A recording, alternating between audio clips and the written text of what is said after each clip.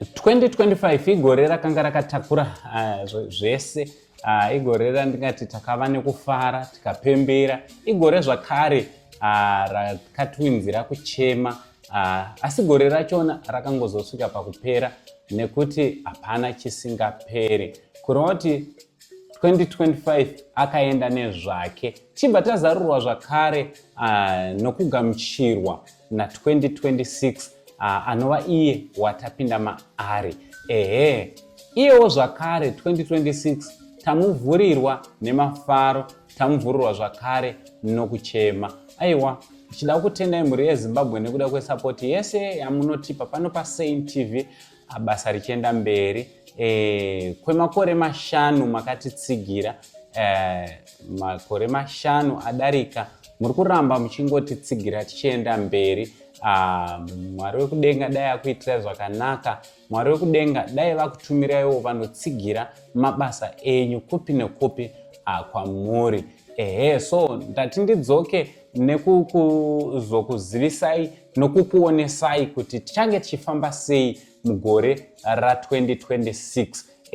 Isusu takawirwawo nedambudziko rekuti tichangobva kupinda mugore musi wa2 takarasikirwawo nehanzvadzi yedu, chinova chinhu chakatishungurudza, chinhu chichirungotishungurudza, chinhu chichiri chakangotibata.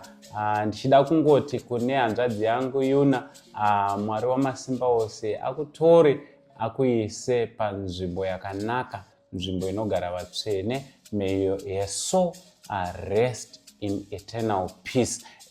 Ndichiti makadii kwese kwamuri, tichivimba kuti Mwari wamasimba ose vari kukuitirai zvakanaka, Mwari wakudenga vari kukukomborai.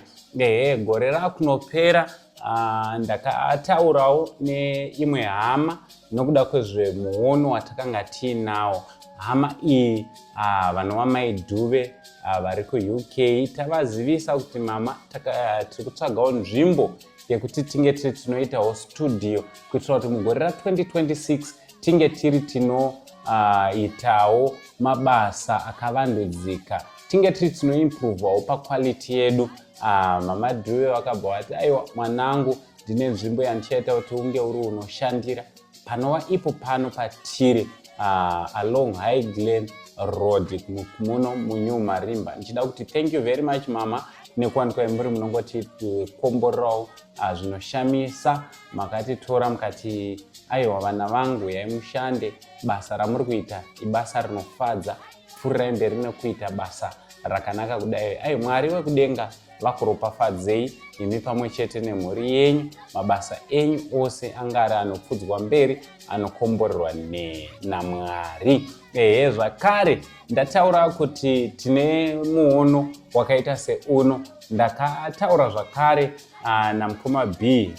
Mukoma B ndataura navo, vakabva vati kutotaura kunoku ndakutokutumira mari yekuti unge uri unotengawo furniture yekuti pamakunoshanda munge mune furniture, munge mune zvimwe zvinodiwa sebackground yamuri kuona kumashure kunoku, background yamuchange muchiona mugore rino iri zvizhinji pano paSaint TV takazviitirwa nokuropafadzwa namukoma Brian. Ndo vakatiti aiwa basa rinoda kuti ringe riri rinofamba. Mukoma Brian, Mwari wekudenga vakuitire zvakanaka, vakuropafadzei pakubata kwenyu.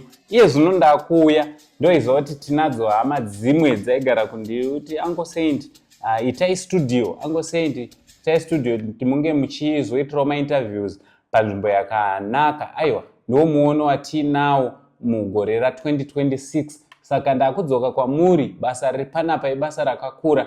Tiri pakutenga equipment yakasiyana siyana sekuziva kwenyu kuti tanga tisati tasimba when it comes kumacameras, when it comes kufurniture chaiyo zvakafanana nemakauchi angaite kuti mumba muno matinotorera mavidheos munge muri munoonekerawo nezvimwewo zvinodiwa pakuita basa iri. So kune vanoda kupatinawo nesu pakutenga zvinhu izvi, tati tidzoke kwamuri kuti vese vanofarirawo basa redu makasununguka kuita donation. Isusuwo seSaint TV necrew tine zvatiri kuunganidzawo mechinari, tine zvatiri kuunganidzawo zvokuti basa renyu risamire riende mberi.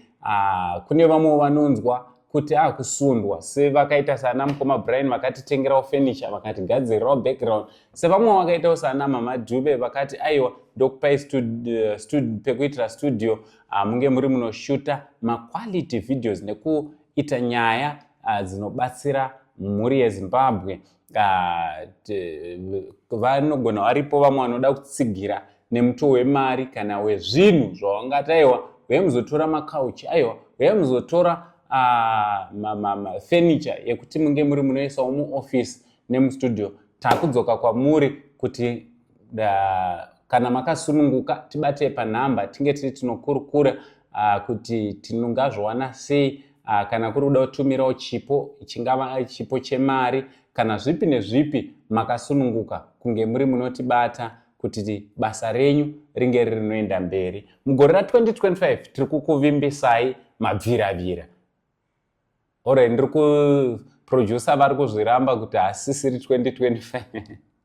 Mugore ra2026 tiri kukuvimbisai mabviravira. Mabviravira 2026 igore rakaropafadzwa naMwari, igore rekuti Saint TV iri kufanira kubva pane chimwe chidanho tichienda pane chimwe. Tine maprograms akawanda amuchangozoona. Makore akapera taiti tikaanaunza kuti toda kuita program yakati, aiwa taizoiona yakuitwa nevamwe. So iye zvino hatisi kuzokuzivisai kuti tichange tiita zvipi, tichangozoerekanawo tauya nazvo imi motanga kuzipirwa. Saka takukurudzira kuti kana unga usati wasubscribe, please do subscribe, turn on your notification bell so that every time we upload a video you'll be notified. Thank you very much. Mwari wekudenga vakuitire zvakanaka. Mwari wenyasha zhinji vakukomborere. Vanoda kupartner nesu, vanoda kutipawo maadverts, aiwa yai tinge tiri tinotaurirana kuti tinge tiri tinoenda mberi. Mwari wamasimba ose vachiti komborera. Vamwe vanozoti tozokuona wakuita n'anga, wakuita zvipi. Ndo dziri kutoita kutoti pamwe pachona tinge tiri tinoita zvatinoita mufunge kufamba, because ndo anonzi maadverts, anotonzi mapaid adverts. Angosei havatende mune zven'anga, angosei havaende kumaprofita, angosei vanonamatirwa naprofet kuda kwashe Jose, angosei vanonamatirwa naprofet Mbewe, angosei vane maprofets avo anovaropafadza nekuvanamatira, naBishop Mare vanoti kunamatira. Saka hatiende kun'anga. Mukaona pauya n'anga paid advert, tapiwa mari. Saka zvekuti tuka nekudii hazvina zvazvinobatsira, nekuti mari dzachona ndo dzamunozoona takuenda kunobatsira the likes of Mai Ana Glory, vanani kwese kwatinoenda tichibatsira. Saka imimi kana muchida kuti tinge tiri tinomira kuita izvozvo, mukana wekuita maadverts uripo. Chiwinzai makambani enyu tiadvertise, chitipai mabasa ekuti tiite kuitira kuti basa ringe riri rinoenda mberi. Kudzungaira nokupusa ndokunoita kuti munhu azotaura mashoko ekutuka angosei kana vachinge vaisa advert. Wotuka kuti zvamuri kuita hazvisiri izvo. Waozviona kuti hazvisiri izvo, chiitawo sezvakaita hama dzatikomborera panapa. Hama idzi dzikataura zvamuri kuita hazvisiri izvo, tinotomira nekuti tinoziva kuti vane nzira yekutikomborera, yekuropafadza basa kuti ringe rinoenda mberi. Saka mugore rinoiri 2026 hatisi kuda kunzwa nyaya iyoyo zvakare yekutuka Uncle Saint nekuda kwezvinenge zvapostwa paSaint TV. Iwe chingouya kana nemusika wako tiuposte panapa, chingouya kana nebusiness rako tiposte panapa, tomira kuposta zvamusingade. Mwari wekudenga vachikuitirai zvakanaka. Zita rangu riri pachitupa rinonzi Uncle Saint. To partner with us, adverts nezvimwe, aiwa namba ndo dziri paskiri. Mwari akukomborere. For now, much love and God bless.